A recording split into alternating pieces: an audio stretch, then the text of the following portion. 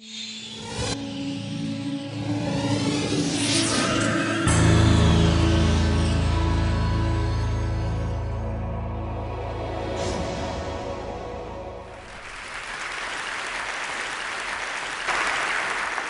there.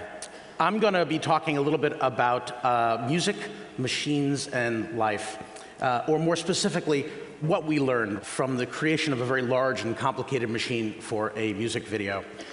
Some of you may recognize this image. This is the opening frame of the video that we created. We'll be showing the video at the end, but before we do, I want to talk a little bit about what it is that they wanted. Now, when we first started talking to OK Go, the name of the song is This Too Shall Pass. We were really excited because they expressed interest in building a machine that they could dance with.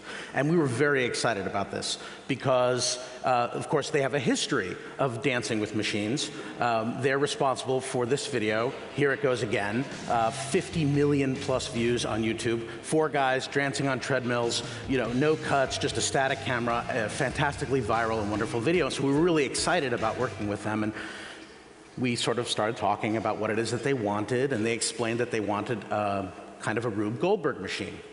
Now, for those of you who don't know, a Rube Goldberg machine is a complicated contraption, an incredibly over-engineered piece of machinery that accomplishes a relatively simple task. So we were excited by this idea, and we started talking about exactly what it would look like.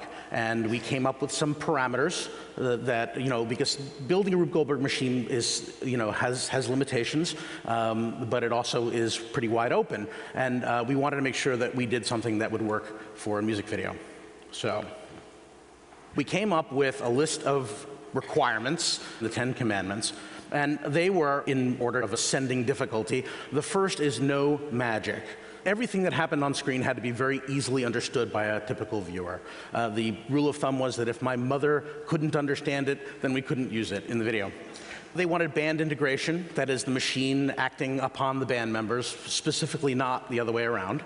They wanted the machine action to follow the song feeling. So as the song picks up emotion, so should the machine get grander in its process. They wanted us to make use of a space. So we had this 10,000 square foot warehouse we were using, divided between 2 floors. It included an exterior loading dock. We used all of that, including a giant hole in the floor that we actually descended the camera and cameraman through. They wanted it messy, and we were happy to oblige. The machine itself would start the music. So the machine would get started, it would travel some distance, reacting along the way, hit play on an iPod or a tape deck or something that would start playback, and the machine would maintain synchronization throughout. And speaking of synchronization, they wanted it to sync to the rhythm and to hit specific beats along the way. Okay. They wanted it to end precisely on time. Okay, so now the start to finish timing has to be perfect, and they wanted the music to drop out at a certain point of the video and actual live audio from the machine to play part of the song. And as if that wasn't enough, all of these incredibly complicating things, right? They wanted it in one shot.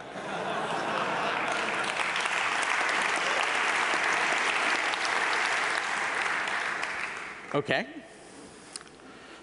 So just some statistics about sort of what we went through in the process. The machine itself has 89 distinct interactions. It took us 85 takes to get it on film to our satisfaction. Of those 85 takes, only 3 actually successfully completed their run. We destroyed 2 pianos and 10 televisions in the process. We went to Home Depot well over 100 times. And we lost 1 high-heeled shoe when one of our engineers, Heather Knight, left her high-heeled shoe after a nice dinner and returned back to the build and left it in a pile of stuff. And another engineer thought, well, that would be a really good thing to use, and ended up using it as a really nice trigger, and it's actually in the machine.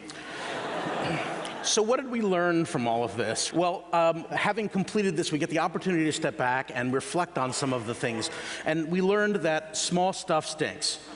Little balls in wooden tracks are really susceptible to humidity and temperature and a little bit of dust, and they fall out of the tracks, and the exact angles makes it hard to get right. And yet, a bowling ball will always follow the same path. It doesn't matter what temperature it is, doesn't matter what's in its way, it will pretty much get where it needs to go.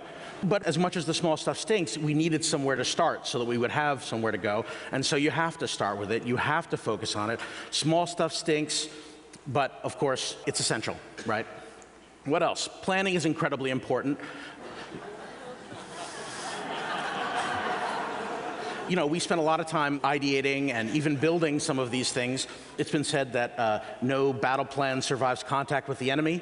I think our enemy was physics, and she's a cruel mistress, and often we had to pull things out as a result because of timing or aesthetics or whatever.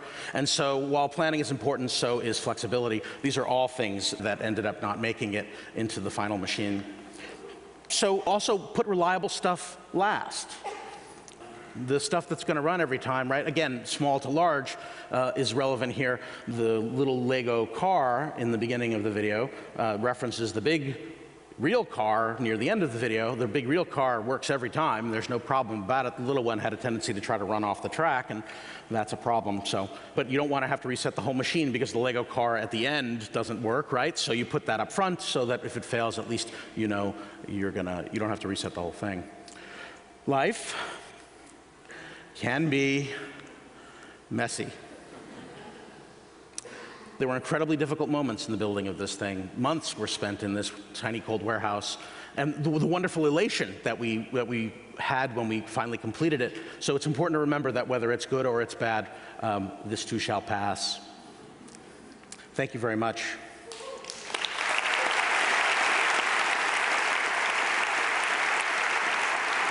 And now to introduce their music video, we have OK Go.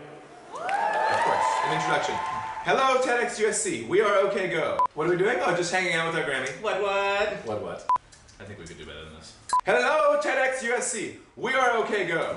Have you read the Natural Curiosity Cabinet? Cabinet of Natural... Let's start again. We need some more ridiculous things besides the Cabinet of Natural Curiosities. Do you have a pipe, Damien? Tim's sundial hat. Have you seen the new work they've done to the Watts Towers? Sorry, start again. Dogs. Hello, TEDx USC. We are OK Go, and this is our new video, This Too Shall Pass. Oh. Fight on.